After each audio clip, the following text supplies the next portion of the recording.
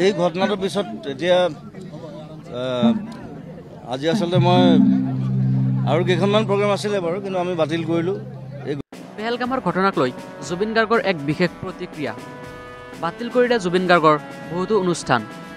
ইয়াৰ লগতে উল্লেখ কৰি কয় যে জবাবত জবাব দিব লাগে। সমগ্ৰ দেশবাসীক একগোট হৈ থাকিবলৈ আহ্বান জনালে হাৰ্ট অফ জুবিন গাৰ্গ। লখিমপুৰৰ কেন্দ্ৰীয় ৰঙালী উৎসৱত পেহেলগামৰ ঘটনাত শ্বহীদলৈ শ্ৰদ্ধাঞ্জলি জ্ঞাপন কৰিলে জুবিন গাৰ্গে। জুবিন গাৰ্গে উল্লেখ কৰি কয় যে তেওঁলোকে নিজে লাগি লৈছে, আমিতো তেওঁলোকক এৰি নিদিওঁ। লখিমপুৰৰ বিহু মঞ্চৰ পৰাই পাকিস্তানক সকিয়নি দিলে হাৰ্ট অফ জুবিন গাৰ্গে।